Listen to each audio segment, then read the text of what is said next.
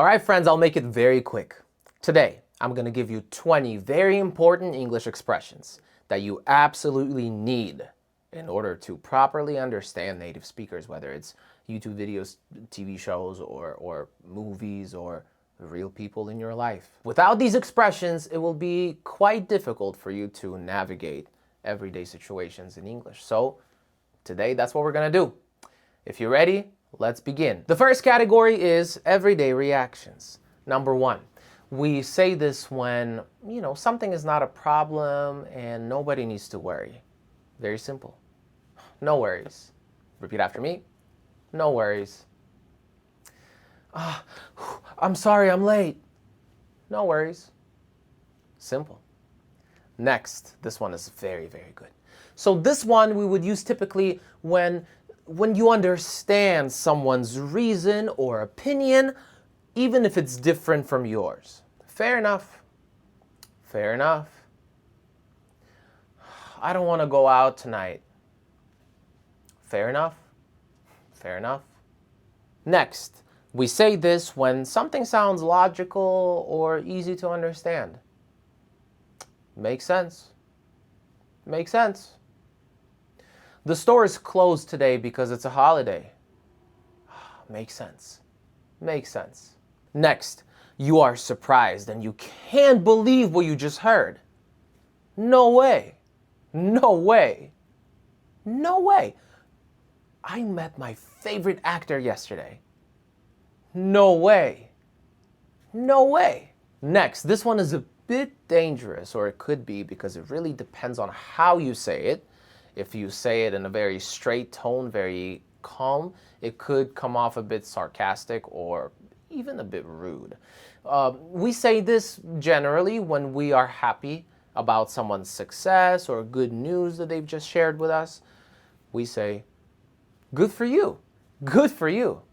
You want to make sure you're smiling a bit and you're very sincere with how you do it. Do it with an open heart, okay? I finally got the promotion. Good for you. Good for you.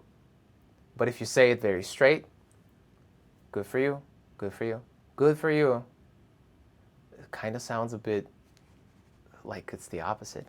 Or like, I don't care. Good for you. What does that have to do with me? Kind of like that. So be careful with that one. Next category is talking about your problems, or just any problems really. And the first one here is when we want to say that there isn't just one simple answer or solution and the situation itself matters, right? It depends. It depends. Hey, should I buy this?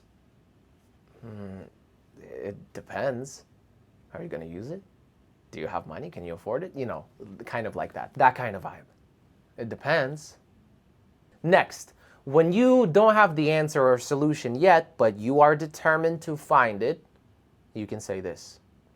I'll figure it out. I'll figure it out. Do you know how to fix it? I'll figure it out. You're not saying no. You're not, explaining your theory. You're just saying, I'll figure it out. Actions over words, you know what I mean?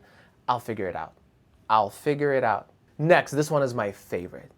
When something typically bad happens and there's nothing we can do, we have no control over the situation, we can't really do anything to fix it, we just have to accept it, we say this. It is what it is. It is what it is.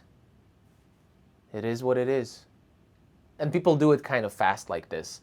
It is what it is. Everything is connected. It is what it is. It is what it is. Our flight got canceled. It is what it is. Like, what are we going to do? What can we do? Cry? Complain? We're not going to get on the flight. It got canceled. We have to find a different one, but that's later. Right now, it is what it is. Next. When you did something wrong, or maybe not exactly, but you want to take responsibility for something, right? You can say this. That's on me. That's on me. Oh, why are we late? That's on me. I took the wrong turn. I put the wrong address in the maps. I don't know. That's on me. Like, I take responsibility for this situation. That's on me. And the next one is kind of similar, but you're basically admitting that you made a mistake. You're admitting your fault. My bad.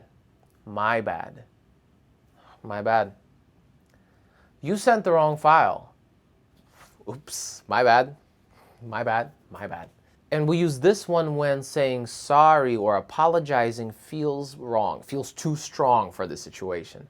It's not that big of a deal to the point where I have to say sorry, but I still want to admit that I made a mistake. My bad. Oh, my bad. Summer is already here. And as you know, summer is the perfect opportunity, reset, for your English. So if you are truly determined to level up this summer, we have an amazing deal for you.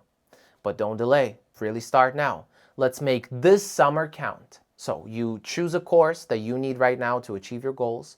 And along with that, as a gift, you get, first of all, 3 months of access to our conversation club in English, our speaking club, to practice and meet like-minded people.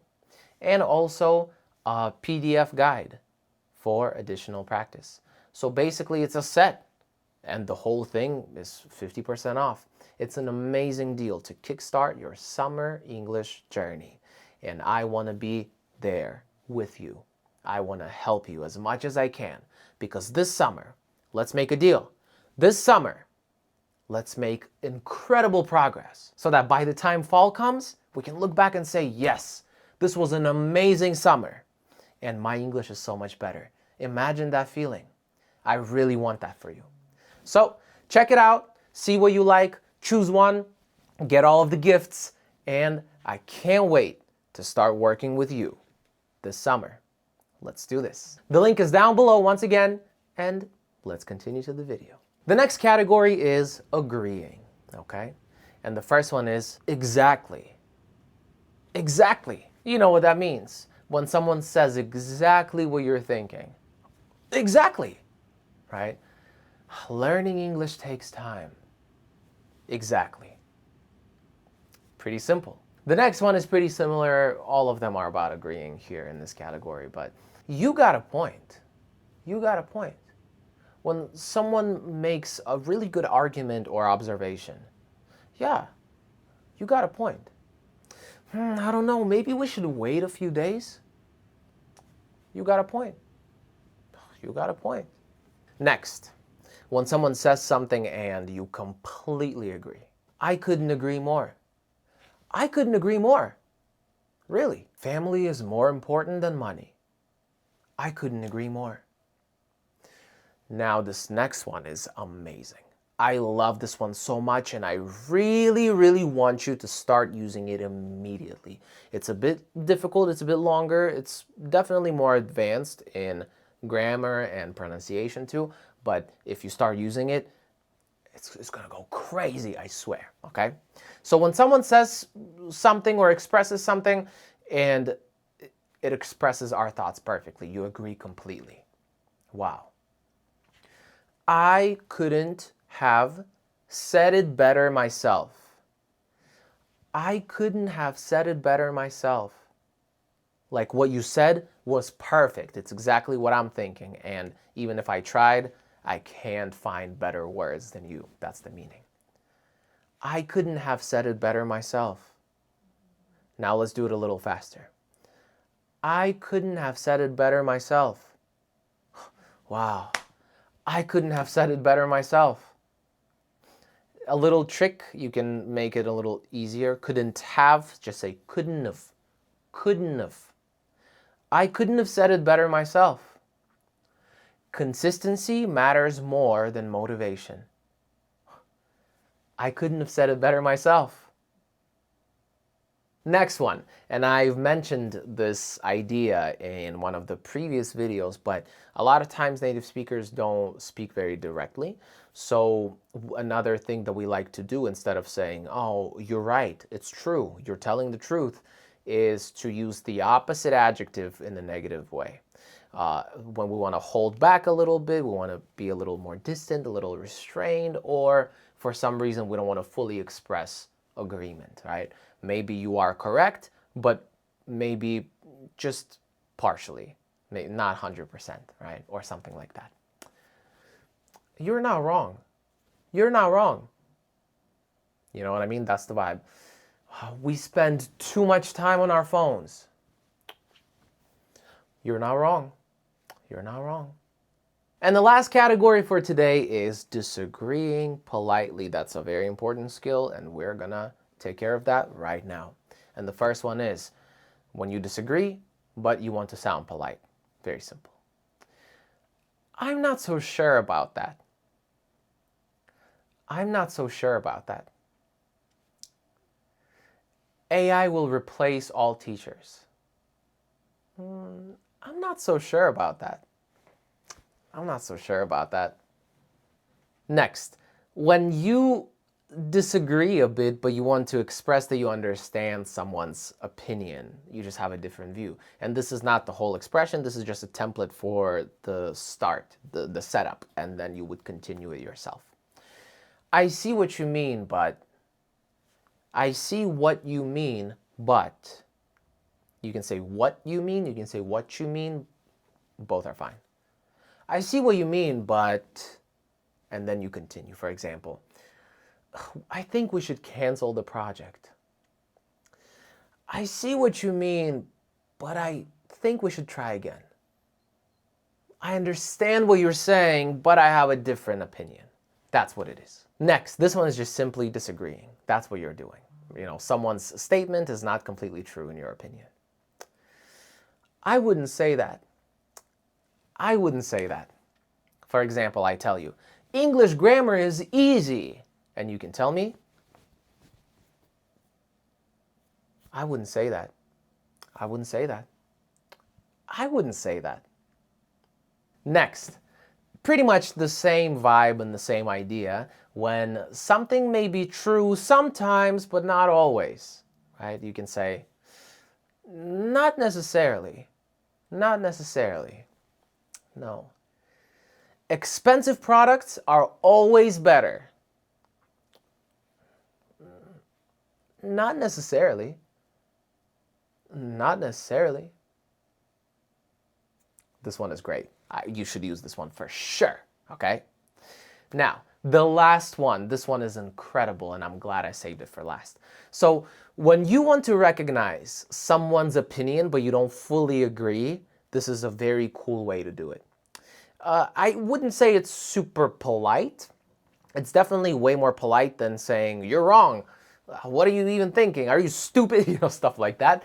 But it does have a bit of an attitude. It's a little spicy. Like, you can think whatever you want to think. I'm going to think what I think. That sort of thing, right? So somebody says something and you say,